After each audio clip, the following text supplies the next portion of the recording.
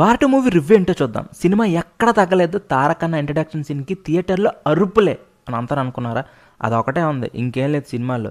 డైరెక్ట్గా వెళ్ళిపోదాం విఎఫ్ఎక్స్. ఆ విఎఫ్ఎక్స్ అమీర్పేటలో ఎవడో కోచింగ్ ఏదో ఫ్రీగా కాకుండా 200-300 పెట్టి కోచింగ్ తీసుకుంటాడు కదా, అలా ఉంది.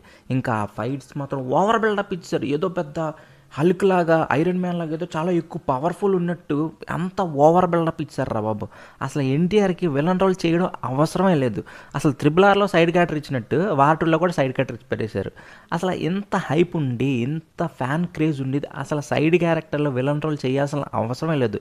నాకేమనిపించిందంటే లిటరలీ రిలీజ్ సినిమాలు తీసుకోండి, సింహాద్రియో లేకపోతే యమదొంగ అలాంటి ఏదైనా రిలీజ్ చేసుకునే ఎక్కువ కలెక్షన్స్ వస్తుంది. ఇంకేమ్మ ఆడెవడరా బాబు, ఏమ్మ ప్రొడ్యూసర్ నాగవంశీ గడు బొక్కగడు అసలు దేవరా రికార్డులు బ్రేక్ చేయాలంటున్నాడు. బొక్క అవుతుంది, బొక్క కలెక్షన్లు అసలు ఏ బొక్క రాదు. కానీ తెలివిగా ప్లాన్ చేశారు. ఈ 14th August 15th 16th weekend కదా కలెక్షన్స్ వస్తాయని చెప్పి ఆ ప్లాన్తో రిలీజ్ చేశారు. కానీ ఈ సినిమాలో మాత్రం అంత హైప్ ఏం లేదు. ఒక ఓవరాల్గా చెప్పాలంటే ఎన్టీఆర్ అన్న మాత్రం ఫైట్లు మాత్రం కుమ్మేశాడు. ఇంకా సలాం అనేలో సాంగ్లు మాత్రం ఇద్దరు బాగా కష్టపడ్డారు. అది మాత్రం ఓకే, కష్టపడ్డారు, ఇద్దరు బాగా కష్టపడ్డారు. ఇంకా హీరోయిన్ బిగినీ సీన్ కోసం ఫ్యాన్స్ మాత్రం చాలా వెయిట్ చేశారు. కొంచెం ఓకే, మరి ఇందులో ఏం లేదు. ఫ్యామిలీతో మాత్రం చూడడానికి మీకు అస్సలు నచ్చదు. ఇంకా లవర్తో వెళ్ళేవాడు మాత్రం లోపల థియేటర్లో ఏదో చేద్దాం అనుకుంటాడు, ఏమీ చేయలేడు. సినిమా మాత్రం ఒక బుర్ర పాడైపోద్ది.